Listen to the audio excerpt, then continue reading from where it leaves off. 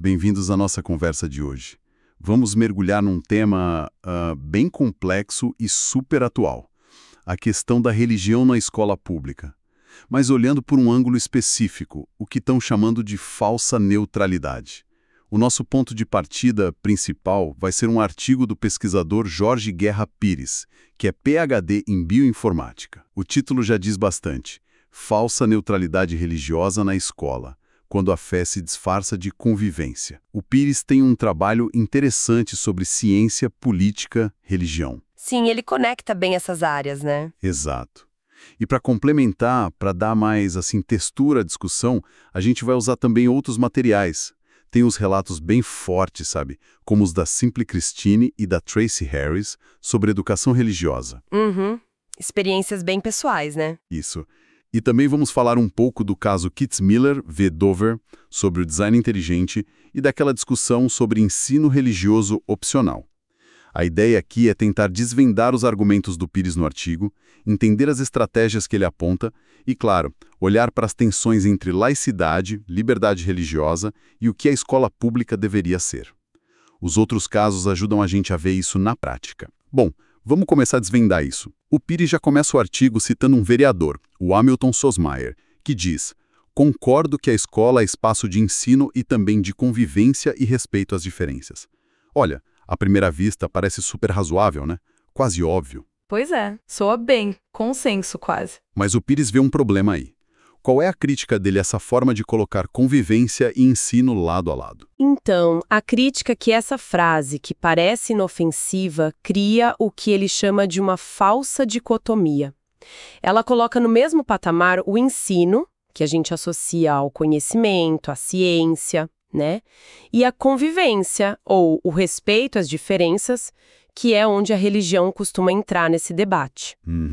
E qual o problema de colocar no mesmo patamar? O problema é que isso abre uma brecha, sabe? Uma brecha para tratar o conhecimento científico, que é baseado em evidência, em método, e as crenças religiosas, que são baseadas em fé, em revelação, como se fossem só perspectivas diferentes. Ah, entendi.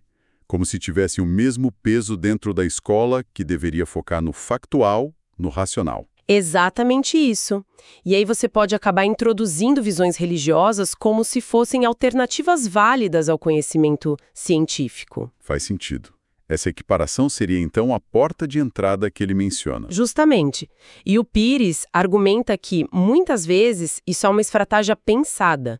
O exemplo clássico que ele cita e que os outros materiais detalham bem é o do design inteligente, o ID. Ah, sim, o ID. Lembro da polêmica. Pois é. A estratégia deles era se apresentar como algo que promovia o pensamento crítico, sabe?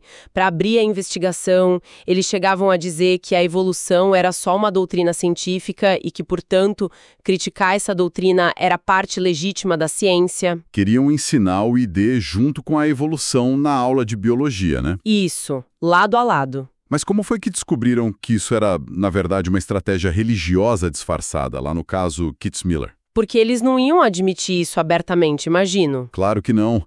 A defesa era toda sobre ciência alternativa, debate justo. Mas a investigação no julgamento foi chave. Eles acharam rascunhos de um livro didático do ID, o Of Pandas and People. E nesses rascunhos, onde depois apareceu o design inteligente... O que tinha antes? Tinha a palavra criação. Eles mudaram o termo logo depois que decisões judiciais proibiram o ensino do criacionismo bíblico literal nas escolas públicas americanas. Nossa, que revelador. Foi uma troca de palavras para driblar a lei, então. Exato.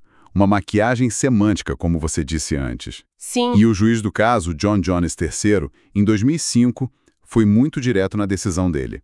Ele disse que o design inteligente não era ciência, era criacionismo renomeado. Ponto. E ele justificou isso como? Ele mostrou que a intenção era religiosa e que violava a separação igreja e Estado da Constituição americana. E, além disso, descobriram um documento interno do pessoal que promovia o ID, o Discovery Institute. Ah, o famoso documento WED. Esse mesmo. E lá estava explícito o objetivo maior. Não era só questionar a evolução. Era derrotar o materialismo científico e restaurar a cultura ocidental aos seus fundamentos religiosos. Basicamente, devolver autoridade para a teologia, por cima da ciência e da cultura. Caramba! Fica bem claro, então, como essa ideia de ensinar os dois lados pode ser uma tática, né? Como o Pires aponta. Com certeza. E ele vai além nessa desconstrução. É aqui que a coisa fica bem interessante. Ele entra no que chama de mito da convivência cristã. É forte o que ele diz, que, historicamente, o cristianismo, quando está no poder, raramente conviveu em paz com outras crenças. Uau! Isso deve gerar polêmica. Imagino que sim. Como é que ele defende essa visão? É uma leitura histórica que provoca, né? Ele não está dizendo que todo cristão é intolerante. Claro, o foco dele é no comportamento histórico das instituições e movimentos cristãos quando eles são maioria, quando tem hegemonia. E que exemplos ele usa para mostrar isso? Ele lista vários. A rebelião Taiping na China, no século XIX, que tinha inspiração cristã e causou milhões de mortes. A Guerra dos 30 Anos na Europa, um conflito sangrento entre católicos e protestantes. A discriminação histórica de católicos por protestantes nos Estados Unidos. Nossa, são exemplos de peso. E tem mais. A perseguição a testemunhas de Jeová aqui no Brasil durante o Estado Novo, a repressão ao cristianismo no Japão feudal, porque eles viam o cristianismo como exclusivista demais comparado com a convivência local entre shintoísmo e budismo. Ele menciona até leis recentes na Índia contra a conversão forçada como uma reação a métodos de alguns missionários. É uma lista longa de conflitos ligados a essa busca por ser o único, né? A hegemonia. O padrão que o Pires identifica é esse. Quando um grupo cristão busca dominar, isso tende a gerar conflito, intolerância. Agora, quando esse grupo é minoria ou não está no comando, aí o discurso muda. Aí sim o discurso vira tolerância, liberdade religiosa, respeito às diferenças. A provocação do artigo é pensar se essa retórica atual de convivência, usada para justificar a presença religiosa em espaços laicos, como a escola, não seria uma versão mais moderna dessa mesma busca antiga por controle, por hegemonia moral, só que com uma roupagem mais aceitável hoje em dia. Essa ideia de roupagem aceitável me lembra muito a análise da Tracy Harris sobre o material de homeschooling cristão nos Estados Unidos. O Pires também menciona isso, né? Sim, ele toca nesse ponto. Ela usa aquela imagem forte, veneno embrulhado em bacon. Ah, sim. É ótima essa imagem. A linguagem é toda de amor, de respeito, mas por baixo pode ter doutrinação, nacionalismo cristão, controle. Exato. E essa questão da doutrinação disfarçada de educação é central. Isso aparece muito forte nos materiais de apoio, principalmente no relato da Simply Christian. Ela foi educada em casa com aquele currículo ABECA, sabe? Super famoso nos meios conservadores lá nos Estados Unidos. E o que ela diz sobre ele? A descrição dela é chocante. Ela não vê como material educativo. Para ela, era propaganda religiosa e política pura e simples. Que tipo de coisa tinha lá? Que distorções ela viu? Várias. Ela conta que a Guerra Civil Americana era ensinada quase sem falar da escravidão como causa principal. As culturas e religiões dos nativos americanos descritas como coisa pagã, demoníaca, um abandono de Deus. Nossa. O capitalismo era um único sistema bíblico, qualquer outra coisa era do mal. E, claro, criacionismo literal como fato científico e evolução como uma mentira perigosa. E vale lembrar, esse currículo ABECA vem da Pensacola Christian College, uma instituição super fundamentalista, com regras extremamente rígidas. E tudo isso vendido como educação. E qual foi o resultado disso na vida dela? O impacto pessoal. Devastador, pelo que ela conta. Ela descreve um isolamento social absurdo, ficou totalmente sem ferramentas para lidar com o mundo fora daquela bolha religiosa. Que tipo de dificuldade? Medo intenso de gente estranha, sabe? Ansiedade social que paralisava, uma sensação de não se encaixar, de ser uma criança por dentro, mesmo já adulta. E esse medo era alimentado direto.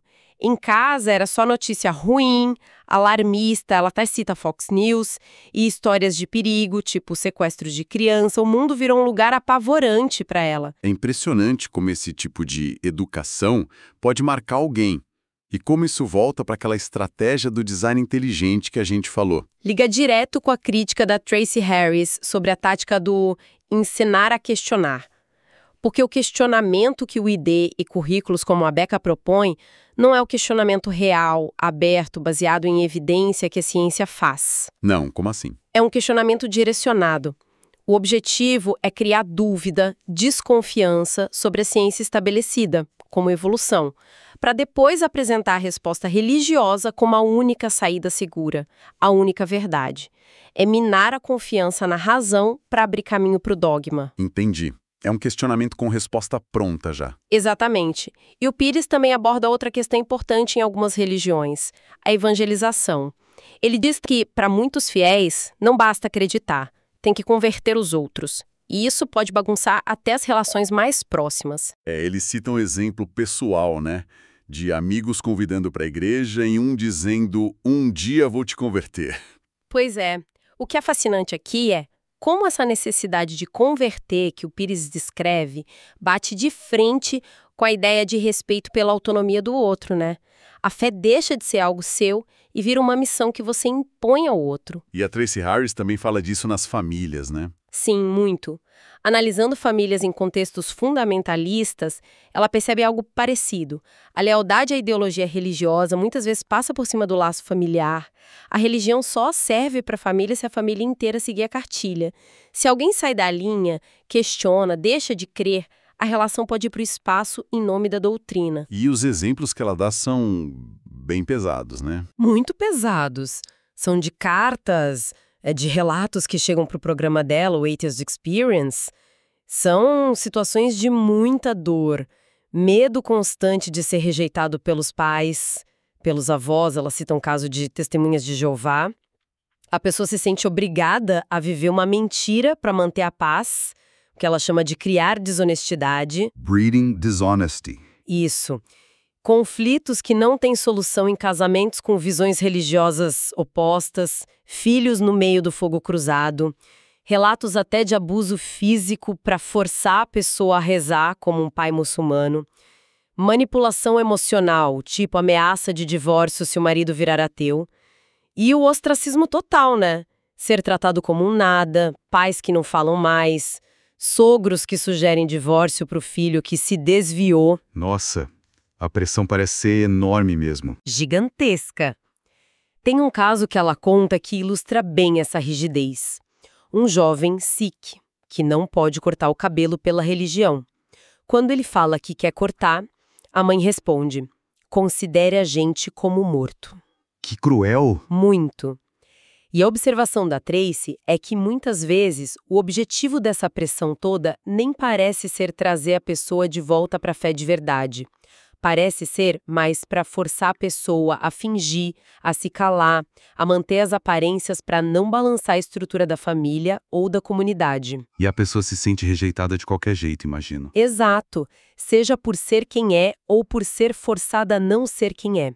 É um beco sem saída. Essa lógica de forçar a barra, de normalizar, aparece também naquela discussão sobre símbolos religiosos em espaços públicos, que o Pires comenta.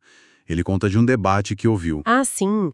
Entre um católico e um evangélico, né? Sobre tirar ou não os símbolos. Isso. O católico era a favor de tirar dos espaços públicos. O evangélico era contra. E a justificativa do evangélico chamou a atenção do Pires. Qual foi a justificativa? Foi bem na lata. As pessoas precisam se acostumar com símbolos cristãos para depois tirar. Uau, sem rodeios. Pois é, a lógica aí é transparente, como o Pires diz. Não é sobre preservar cultura neutra. É estratégia clara de evangelização, de condicionamento social.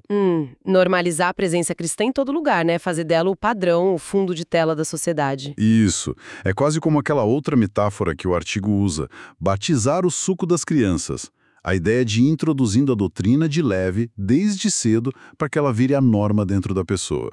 Sutil, mas efetiva a longo prazo. E essa influência sutil leva a outra estratégia que o Pires detona, o tal do intervalo bíblico opcional nas escolas.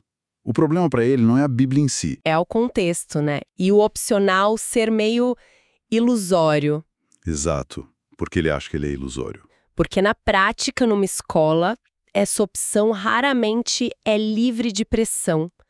O Pires argumenta que criança e adolescente é muito vulnerável à pressão do grupo.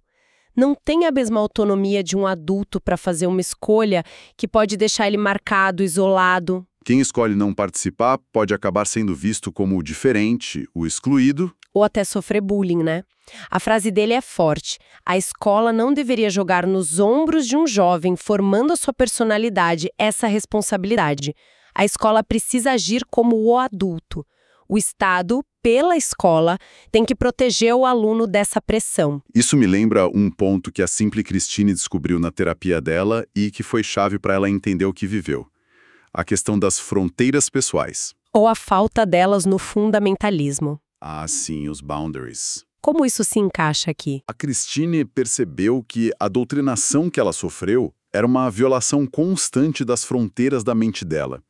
Diziam o que pensar, o que sentir, como ver o mundo, sempre usando medo e vergonha para controlar. Qualquer pensamento errado era pecado. Uma invasão mental, então. Isso. E aí ela expandiu essa ideia. Passou a ver a agenda do nacionalismo cristão, essa tentativa de impor uma moral específica para todo mundo, de criar leis baseadas em dogma, de ignorar a separação igreja-estado como uma violação de fronteiras em nível social. Uma tentativa de invadir o espaço mental e de decisão dos outros, da sociedade toda. Exatamente. Para Christine, o problema nessa vertente religiosa não é a fé em si, que ela depois passou a ver como algo pessoal, interno. O problema é essa compulsão por impor a própria crença, a própria regra nos outros. Controlar o comportamento alheio, sem respeito pela autonomia, pelas fronteiras de cada um e da sociedade laica. Faz todo sentido essa leitura dela. E o artigo do Pires chega num ponto bem direto sobre essa tensão toda.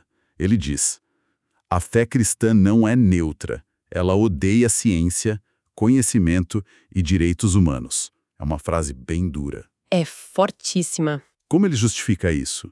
Ele está falando de toda a fé cristã? Olha, é crucial entender o contexto, né? Ele parece mirar especificamente na fé que se torna institucionalizada, dogmática, literalista, moralista. Aquela que ao longo da história entrou em choque direto com o avanço do pensamento científico, da autonomia individual, dos direitos humanos como igualdade de gênero, direitos LGBTQIA+, e por aí vai. Ele não está sozinho nessa crítica, né? Não mesmo. Lembra um pouco as críticas do Bertrand Russell, lá no Por que Não Sou Cristão? Ele argumentava que a religião organizada muitas vezes foi um obstáculo para aliviar o sofrimento humano e promover igualdade por meios racionais. A lógica do Pires parece ser: a fé parte de certezas, de dogmas, a ciência parte da dúvida, da evidência, da possibilidade de estar errada. E tentar juntar as duas à força no mesmo espaço. Principalmente no espaço da escola pública, laica. Para ele, isso gera um conflito inerente. É tentar misturar óleo e água. A lógica da autoridade revelada versus a lógica da investigação aberta. Então, o que isso tudo quer dizer no fim das contas? Qual a conclusão principal do Pires sobre o papel da laicidade na escola? A conclusão dele é que a laicidade não é perseguição religiosa, como alguns tentam pintar. Pelo contrário, é uma proteção. Essencial. Proteção do que exatamente? Proteção do espaço do conhecimento objetivo, da dúvida que move a ciência. E, fundamentalmente, proteção da autonomia de consciência do estudante. A escola pública, nessa visão, tem que ser um lugar onde se aprende a pensar por conta própria, livre de coerção religiosa ou ideológica, para cada um poder formar suas convicções. A escola como um laboratório da dúvida, como você falou antes. Diferente da igreja, que seria o espaço da certeza. Exato. E isso está alinhado com decisões legais importantes, como aquela da Suprema Corte Americana que o artigo cita, Lee vs. Wiseman. Essa decisão diz que o Estado não só não pode criar uma religião oficial, mas tem que ativamente impedir que ambientes sob sua responsabilidade, como a escola pública, criem qualquer pressão psicológica ou simbólica que favoreça uma religião sobre as outras ou sobre a não-religião. Entendi. A laicidade como garantia da liberdade de pensamento para todo mundo ali dentro. Exatamente isso. Bom, então, recapitulando um pouco nossa conversa, a gente partiu da crítica do Pires àquela falsa neutralidade, né? Como o discurso de convivência pode, às vezes, esconder uma agenda de hegemonia. Vimos as estratégias como o design inteligente, o intervalo bíblico opcional, que se apoiam em falsas equivalências ou ignoram a pressão social real. Sim, e exploramos a tensão histórica e filosófica que o Pires aponta entre certas formas de fé institucional e o pensamento científico autônomo. E ouvimos os ecos disso tudo nas experiências pessoais, né? Como a da Simple Christine, que viveu a doutrinação disfarçada de educação, e nas análises da Tracy Harris sobre o impacto devastador que essa rigidez ideológica pode ter nos laços mais íntimos, os familiares. É verdade. E um fio que parece conectar tudo isso, tanto no artigo do Pires quanto nos relatos, é a presença muito forte do medo. Medo do inferno, medo do julgamento de Deus, medo do mundo lá fora, medo de ser rejeitado pela família, medo do diferente. O medo como ferramenta de controle, né? Exatamente. Parece um mecanismo poderoso de controle social e psicológico dentro desses sistemas religiosos mais fechados. Ele desencoraja ativamente o questionamento, a dúvida, a dissidência. Isso levanta uma questão importante. Se esse ambiente é tão dominado pelo medo, pela necessidade de se conformar, e se o simples ato de duvidar ou questionar é visto como algo perigoso, errado, até maligno. Que tipo de faísca, sabe? Que informação, que experiência poderia fazer alguém que está totalmente imerso nisso sequer começar a questionar as próprias crenças? Como é que se rompe essa barreira do medo para permitir que um pensamento realmente autônomo possa surgir? É uma pergunta desafiadora mesmo. Fica para a gente pensar. Muito obrigado por nos acompanhar nesta análise hoje. Até a próxima.